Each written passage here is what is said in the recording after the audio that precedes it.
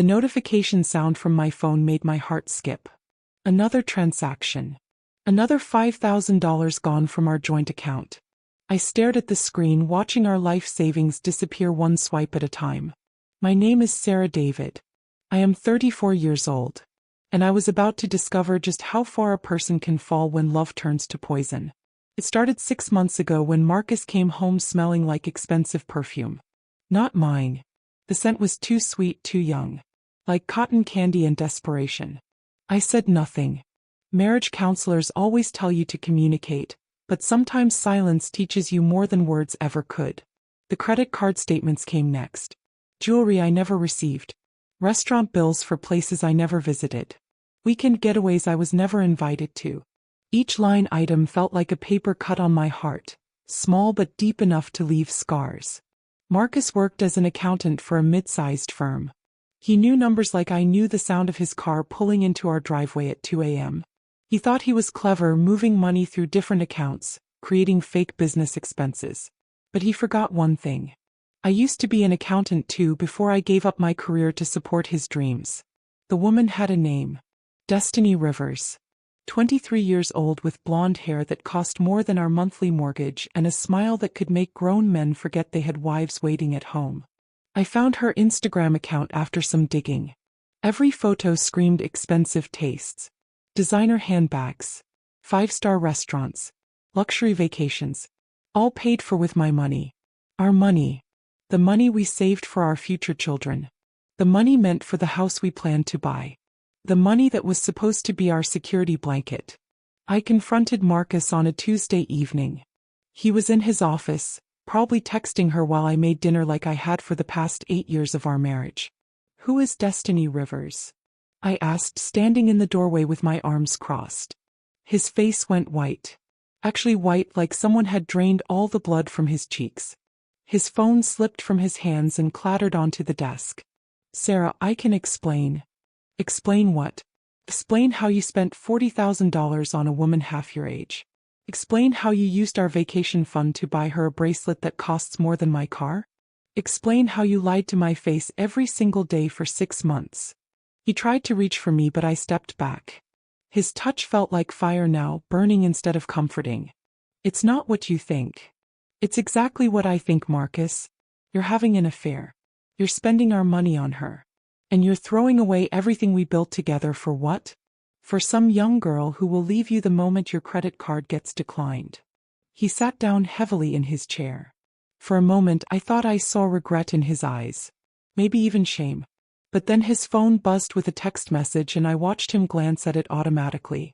Even during our marriage's funeral, he could not ignore her call. That night I made a decision. If Marcus wanted to play games with our money, I would play games with his freedom. I knew his weaknesses. 8 years of marriage teaches you things about a person they probably do not know about themselves. Marcus was lazy with details. He cut corners. He assumed no one was watching because no one ever had been watching before. I spent 3 weeks studying his work patterns. Every morning he left for the office at 7:30. Every evening he came home at 6. Except on Tuesdays and Thursdays, when he told me he had late meetings but actually went to see her. His computer password was the same one he had used since college. Our anniversary date plus his birth year. He never changed it because he never thought anyone would need to access his files. I waited until a Thursday evening when I knew he would be with her. The house felt different when he was not there. Quieter but also somehow cleaner, like the air itself was relieved not to carry his lies. His laptop was in the office, plugged in and charging. I opened it and entered his password. The screen came to life, showing his desktop wallpaper. A photo of us from our honeymoon in Hawaii. We looked so happy then. So naive. I found his work files first. Client accounts, tax returns, financial reports. Everything was organized just the way his firm required. But Marcus had always been good at keeping work and personal life separate. Too good, apparently. Next, I checked his personal financial software. This was where things got interesting. Marcus had been moving money around more than I realized. Not just from our joint account but from his business account too. Small amounts at first. A few hundred here and there. But it had grown bigger over time. I found transfers that did not make sense. payments to shell companies that did not exist, expense reports for business trips that never happened. Marcus was not just cheating on me. He was cheating on his taxes too. The plan formed in my mind like a photograph developing in a darkroom. Slow at first, then all at once crystal clear. I spent the next 2 weeks gathering evidence. Screenshots of suspicious transactions. Copies of falsified expense reports. Records of money moved through accounts that should not exist. Marcus had been sloppy, probably because he thought no one would ever look closely enough to notice. But I was looking. I was looking at everything. The hardest part was acting normal. Making dinner. Asking about his day. Pretending I did not know that half his salary was going to impress a woman who posted photos of her breakfast on social media. I even met her once.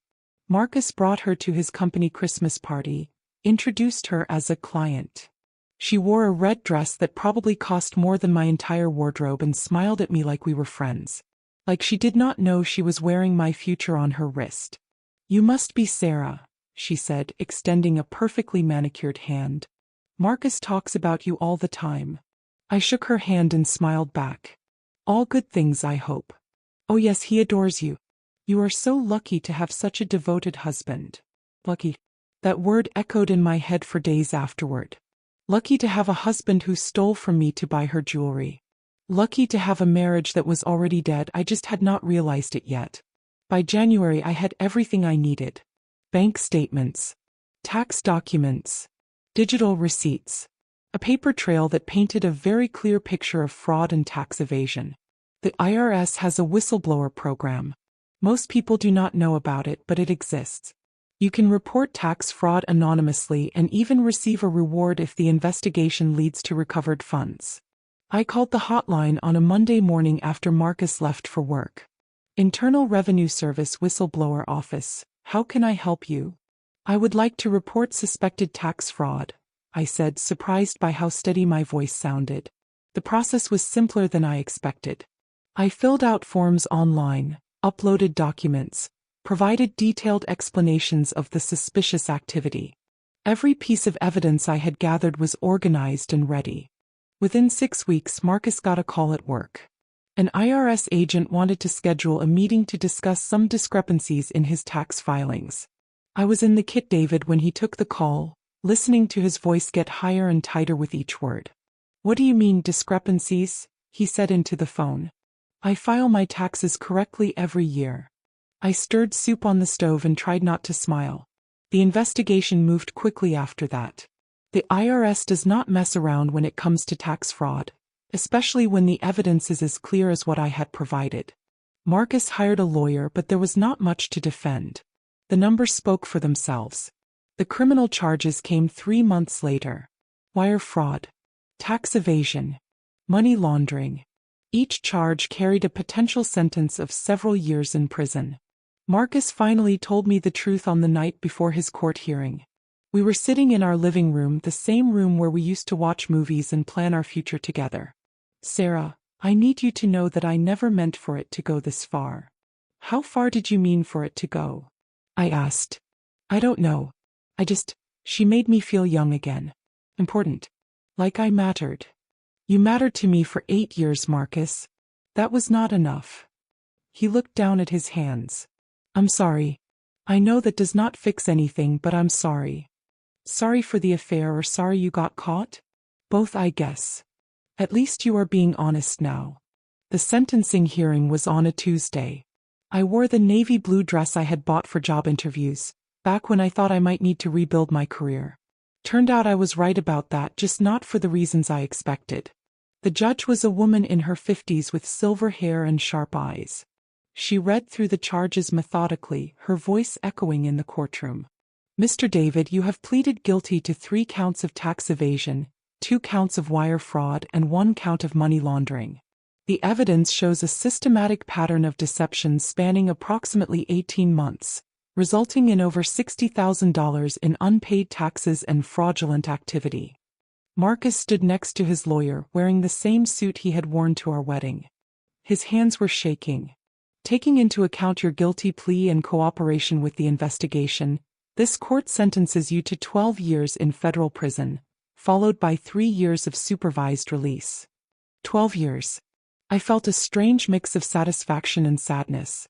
Justice, but at what cost? Destiny was not in the courtroom. I had not expected her to be, but part of me wondered if she would show up to support the man who had sacrificed everything for her.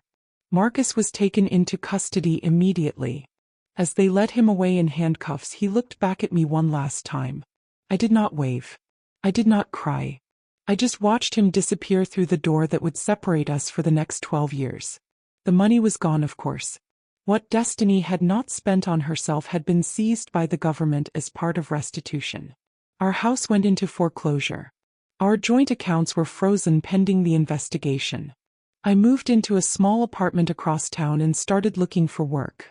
It had been 8 years since I had updated my resume, but the skills were still there.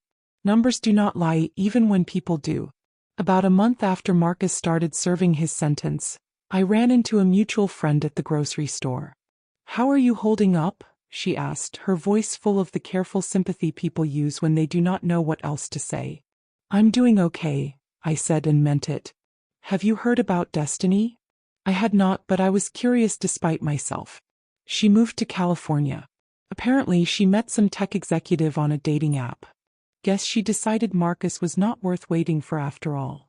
I nodded, not trusting myself to speak. That night, I thought about the woman who had helped destroy my marriage. Part of me wondered if she ever thought about the consequences of her choices. Did she know that her designer handbags cost me my home? Did she care that her luxury vacations came from money meant for someone else's future? Probably not. People like Destiny do not think about consequences. They think about what they want and how to get it, and they let other people worry about the cost. But there had been a cost. Marcus was spending 12 years in prison. Our marriage was over. Our future was gone. And Destiny had moved on to the next man with the next credit card, probably without a second thought about the life she had helped destroy. I found a job at a small accounting firm downtown. The pay was decent, not great, but enough to rebuild. My new boss was a woman in her 40s who had started her own practice after her divorce. "Fresh starts are hard," she told me during my first week. "But they are also opportunities." He was right. For the first time in years, I was making decisions based on what I wanted, not what someone else expected from me. I worked late when I felt like it. I went to movies Marcus had never wanted to see. I bought groceries for one person and did not have to worry about whether there would be enough money left in the account. The loneliness hit me at unexpected moments. Waking up to an empty bed.